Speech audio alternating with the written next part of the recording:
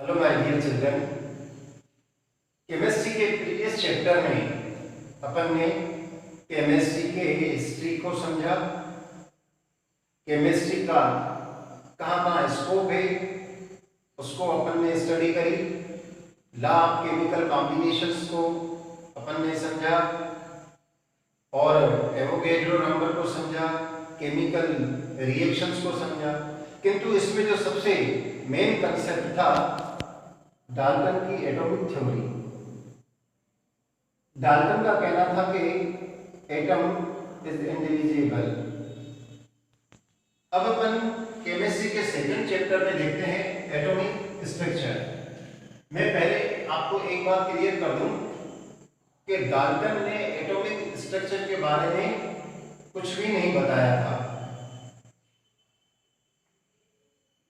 Asian time के जो Indian philosopher थे उनका मानना था कि पूरा यूनिवर्स 5 एलिमेंट से मिलकर बना है।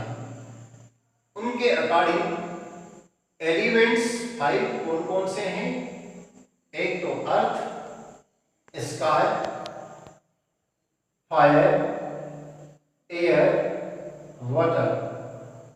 किंतु 16th सेंचुरी में सबसे पहले रॉबर्ट बॉयल ने सबसे पहले एलिमेंट्स के बारे में कंसेप्ट को क्लियर किया। रॉबर्ट बॉयल का मानना था कि जो भी मैटर है वो एलिमेंट्स से बने हैं और एलिमेंट्स सेम टाइप के एटम से बने हुए होते हैं। सेम टाइप के एटम यहाँ पर वर्ड यूज नहीं करेंगे, सेम टाइप के पार्टिकल्स से बने हुए हैं। एटम कंसेप्ट बाद में आया, इसलिए रॉबर्ट बॉयल को मॉडर्न केमिस्ट्री का फादर कहा जाता है, father of modern chemistry. Robert Boyle के बाद बात यह हो रही थी कि एटम, डाल्टन ने एटम थ्योरी को प्रपोज किया 1804 के आसपास और उनके according a means can not and term means cut. तो डाल्टन का यह मानना था कि एटम को कट नहीं किया जा सकता है, ये एटम इंडिविजिबल होता है। हम डाल्टन के ही कंसेप्ट को अगर इंडियन फिलोसोफर से माने तो कणाद ऋषि ने भी यही बोला था। कणाद ऋषि ने बोला था कि जितने भी द्रव्य हैं, मैटर हैं, वो इतने सूक्ष्म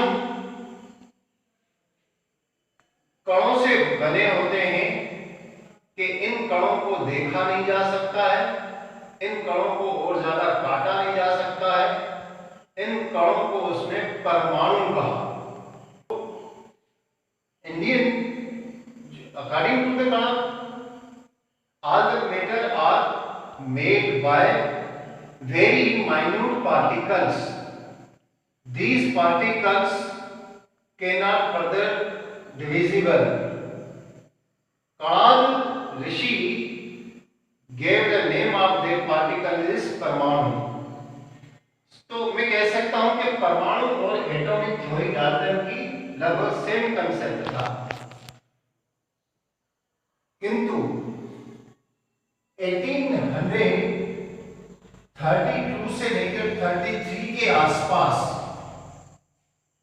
ब्रिटिश साइंटिस्ट माइकल फेराडे ने इलेक्ट्रोलाइटिक के ऊपर 2 लॉज को प्रपोज किया था। 2 लॉज दिए थे इलेक्ट्रोलाइटिक के ऊपर, जिससे इस बात को क्लियरिटी हो रही थी कि मैटर जो है इलेक्ट्रिकल न्यूट्रल भरे होते हैं, किंतु उनमें और भी कोई पार्टिकल्स होते हैं। इस बात को लेकर अब अपन आगे चलते हैं। जे जे थॉमसन के बारे में अपन पहुंचते हैं। J Thomson.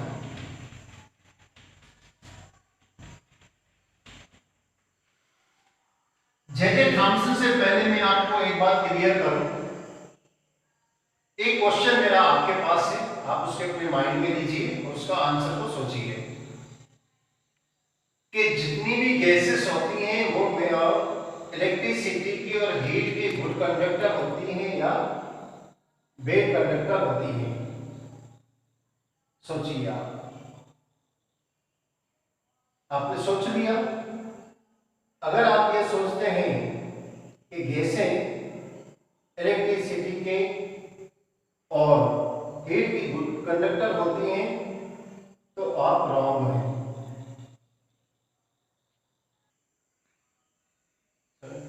तो आप रॉन्ग हैं। अगर गैसेस इलेक्ट्रिसिटी की गुड कंडक्टर होती तो बाहर जो हाई पोटेंशियल वायरें जा रही हैं उनका करंट फ्लो होकर हमारे पास आ जाता और हमारा एग्जिस्टेंस नहीं हो पाता। और जो बाहर हाई पोटेंशियल वायरें नेकेड लगी है तो नेकेड नहीं लगी होती, इंसुलेटर लगा होता उनके ऊपर। कहने का मीनिंग यह है कि एयर भी मिक्सचर ऑफ गैसेस है, that's why gases are not good conductor of electricity. बात है हीट की, क्या गैसें हीट की गुड कंडक्टर होती हैं? तो इसका भी एक एग्जाम्पल हम आपको बता देते हैं। विंटर सीजन में जब हम रजाई को यूज करते हैं तो रजाई में कॉटन भरी रहती है, कॉटन के बीच में एयर होती है। हमारे शरीर से जो हीट निकलती है उसको वो एयर रजाई से बाहर निकलने नहीं देती, जिसके कारण हमें रजाई के अंदर गर्मी फील होती है। कहने का मतलब यह है कि जो एयर है या जो गैसेस हैं वो बैड कंडक्टर होती हैं इलेक्ट्रिसिटी की और हीट की। अब बात आ रही है जे थॉमसन के ऊपर। जे थॉमसन ने गैसेस के ऊपर बहुत सारे एक्सपेरिमेंट किए। उसने क्या करा, उसने एक डिस्चार्ज ट्यूब लिया। एक्चुअली जे थॉमसन से पहले डिस्चार्ज ट्यूब के ऊपर डिफरेंट गैसेस के ऊपर जो वर्क किया गया था, उनके कैरेक्टर्स को देखा गया था। वो सबसे पहले थॉमसन से पहले भी एक क्रूक्स ने किया था और दूसरा पुलकर्स ने किया था। इन दो साइंटिस्टों ने पहले ही इसके ऊपर काम किया था, किंतु इसका क्रेडिट सबसे ज्यादा जे थॉमसन के पास जाता है। क्यों जाता है जे थॉमसन के पास इसका क्रेडिट?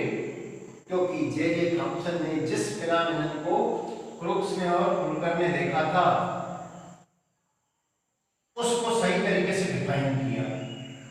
कहने का मतलब यह है कि जे थॉमसन ने कैथोड रे नाम का वर्ड यूज किया, कैथोड रे की डिस्कवरी करी। जे थॉमसन ने एक ग्लास ट्यूब ली।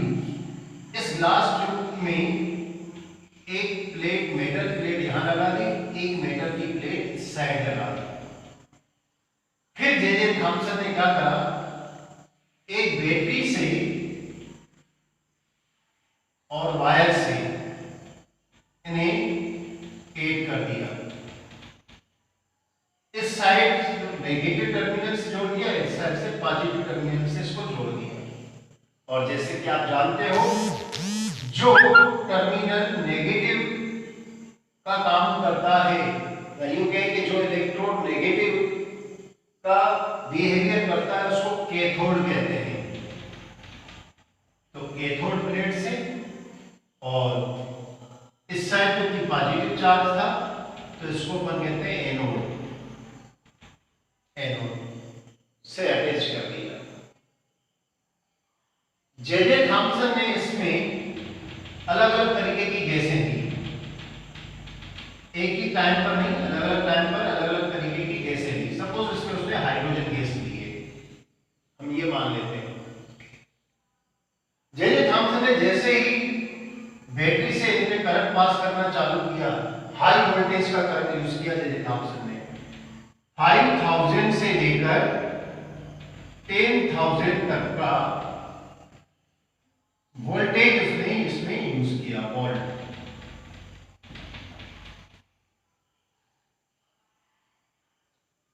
जे जे थॉमसन ने क्या इसमें देखा? नथिंग, कुछ भी नहीं हो रहा था। अगर मैं आप लोगों से कहूं कि गैस के ऊपर आपको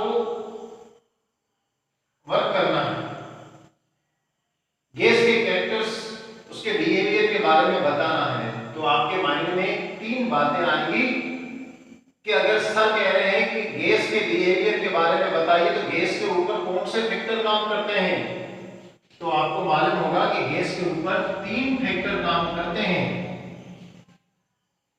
एक तो होता है टेम्परेचर,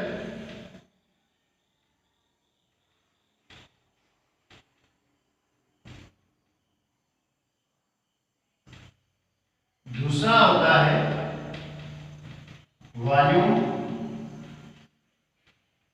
और थर्ड होता है प्रेशर।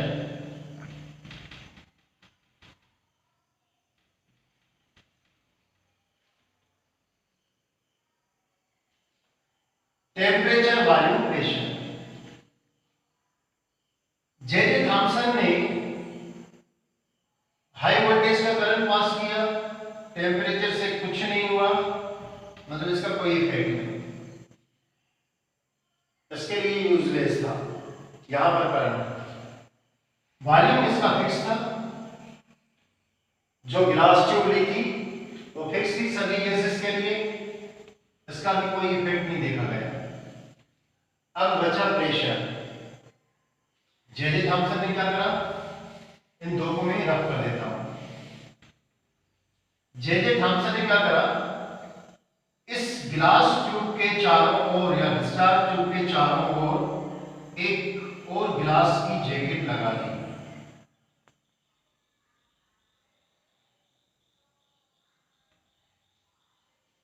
इस जैकेट में उन्होंने एक सकिंग पंप लगा दिया।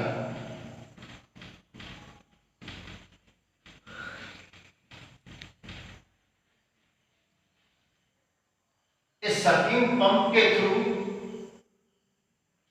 उसने इसके सराउंडिंग से पूरा की पूरी एयर को निकाल दिया और इसमें वैक्यूम प्रोड्यूस कर दिया।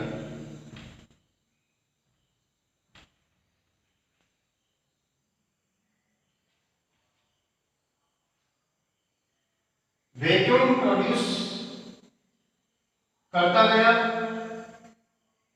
जे जे थॉमसन ने 10⁻⁻² एटमॉस्फेरिक प्रेशर को प्रोड्यूस किया। उन्होंने क्या देखा कि इस गैस से कैथोड के साइड से एक रेस निकल रही है, लाल रंग के पार्टिकल्स को लेकर निकल रही है, रेड कलर के पार्टिकल्स को लेकर रेस निकल रही है, और वो रेस एनोड की ओर जा रही है। जे जे थॉमसन की लाइफ में ये बहुत बड़ी आश्चर्यजनक वंडरफुल फिनोमेनन थी। जे जे थॉमसन बहुत खुश हो गया, उसने प्रेशर को और कम किया, 10⁻⁻⁴ एटमॉस्फेरिक प्रेशर कर दिया। जे जे थॉमसन ने देखा कि अब जो ये रेज है वो ग्रीनिश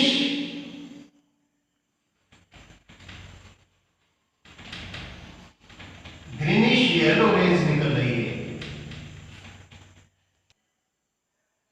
जे जे थॉमसन ने देखा कि जैसे ही प्रेशर को इतना ज्यादा रिड्यूस कर दिया गया, ग्रीनिश येलो रेज निकल रही है, कैथोड से एनोड की ओर जा रही है। जे थॉमसन इस पे दो कंक्लूजन पे पहुंचा। एक तो प्रेशर को रिड्यूस किया जाए तो लो प्रेशर पर गैसेस इलेक्ट्रिसिटी की गुड कंडक्टर हो जाती है, पहली बात। दूसरी बात यह थी कि कैथोड से कोई रेस निकल रही है जो एनोड की ओर जा रही है, इसलिए जे थॉमसन ने इस रेस को कैथोड रेस नाम दे दिया।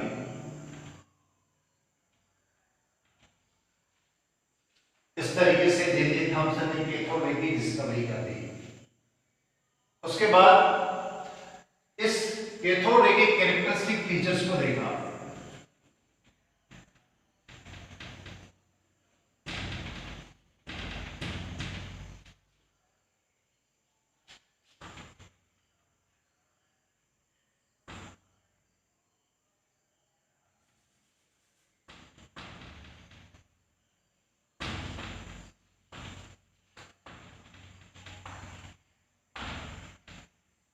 कैथोड रेस कौन कौन से कैरेक्टरिस्टिक फीचर थे? सबसे पहले तो जे थॉमसन ने क्या करा कि डिस्चार्ज ट्यूब में,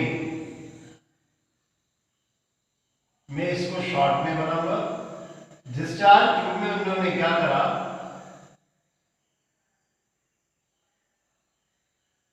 एक क्रॉस शेप का एक पट्टी रख दी।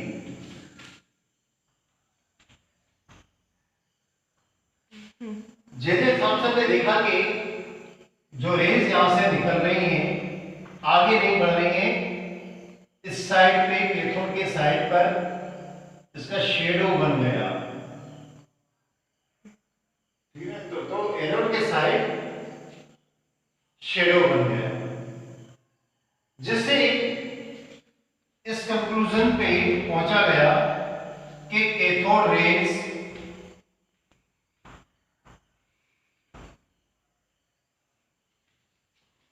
मूव करती हैं, मूव इन स्ट्रेट लाइन। फिर जे थॉमसन ने क्या करा, फिर से ट्यूब लिया और इसमें एक मेटल की व्हील लगा दी, लाइटर व्हील मेटल की लगा दी, और जैसे ही कैथोड रेस को इसके ऊपर इंपोज किया तो ये व्हील मूव करने लगी। जे थॉमसन कंक्लूजन पे पहुंचा कि कैथोड रे मटेरियलिक पार्टिकल्स की बनी होती है, ठीक है ना। तो कैथोड रेज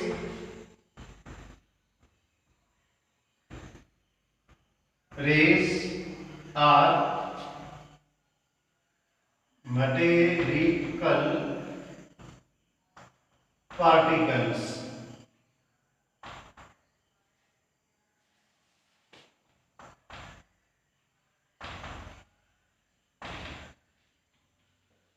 और इसमें मैकेनिकल वर्क मैकेनिकल कैरेक्टर पाए जाते हैं। फिर जे थॉमसन ने क्या करा, कैथोड रे के लिए दो टर्मिनल इलेक्ट्रिक करंट में इसका बिहेवियर देखा, यहां पॉजिटिव टर्मिनल या नेगेटिव लगा दिया और कैथोड रेस को पास होने दिया।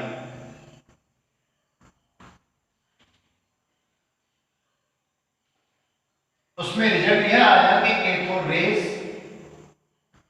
पॉजिटिव टर्मिनल की ओर बेंड हो रही है। इसका मतलब कैथोड रे नेगेटिव पार्टिकल के नेचर की है। Cathode rays are negative, rays are negative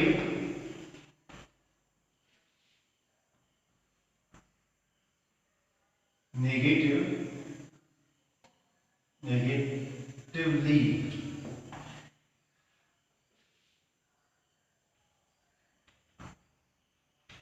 charge.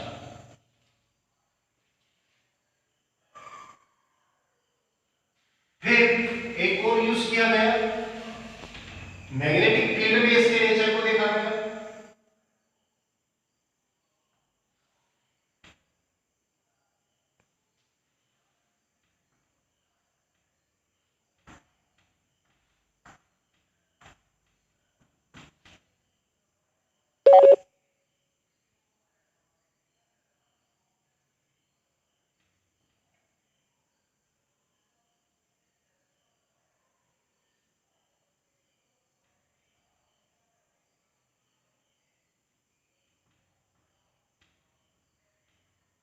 Cathode rays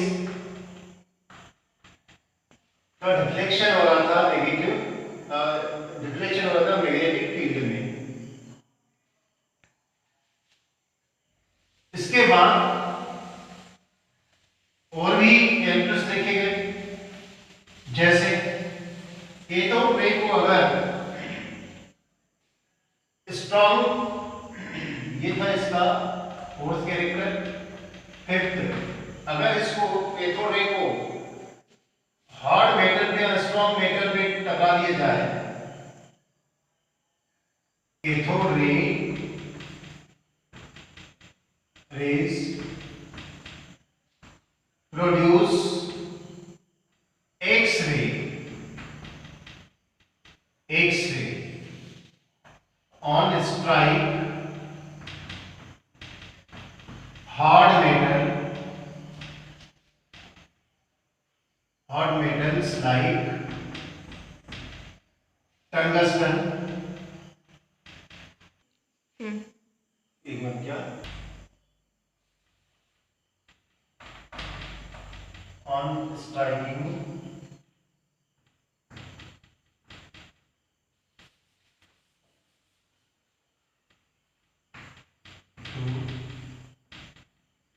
hard metals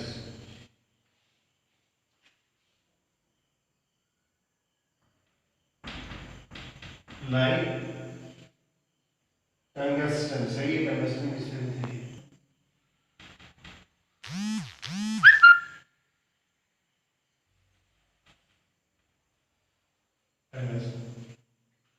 दूसरा इसका कैरेक्टर यह है कि इसमें आयनाइजेशन की पावर होती है, गैसों को आयनाइज कर देती है। इन सारे कैरेक्टर्स के कारण ionization power, ionization of gases, इन सारे कैरेक्टर्स के कारण इसको नेगेटिव पार्टिकल्स माना गया। और सबसे पहले स्टोनी ने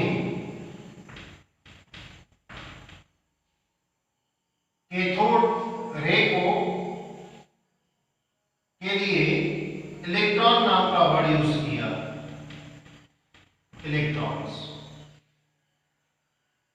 इस तरीके से यह माना गया कि कैथोड रे इलेक्ट्रॉनों से मिलकर बनी हुई होती है और इस प्रकार से इलेक्ट्रॉन की डिस्कवरी हो गई। जब इलेक्ट्रॉन की डिस्कवरी हो गई तो इसका मीनिंग यह था कि जो भी एटम है इलेक्ट्रिकल न्यूट्रल है, तो इसमें कोई ना कोई पॉजिटिव चार्ज भी होगा। तो स्टोनी ने सबसे पहले इलेक्ट्रॉन्स नाम का वर्ड यूज किया। किंतु यहाँ पर हम कह सकते हैं कि इलेक्ट्रॉन की डिस्कवरी जे थॉम्सन ने करी। इलेक्ट्रॉन नाम का वर्ड स्टोनी ने यूज किया। अगर एटम इलेक्ट्रिकल न्यूट्रल है तो इसका मीनिंग यह है कि एटम के अंदर कोई पॉजिटिव चार्ज वाला पार्टिकल्स भी होगा।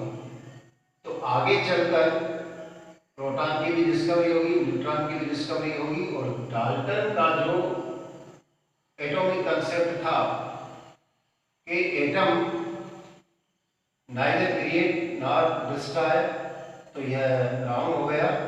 एटम डिस्ट्रॉय होता है और वो डिवाइड होता है, डिविजिबल है सब पार्टिकल्स में, जिसको सब एटॉमिक पार्टिकल्स कहते हैं। ये सब एटॉमिक पार्टिकल्स 3 टाइप के होते हैं, एक इलेक्ट्रॉन, प्रोटॉन और न्यूट्रॉन। तो हमने इलेक्ट्रॉन की डिस्कवरी को समझ लिया। अब नेक्स्ट मेरे लेक्चर में प्रोटॉन और न्यूट्रॉन का हम डिटेल स्टडी करेंगे। Thank you.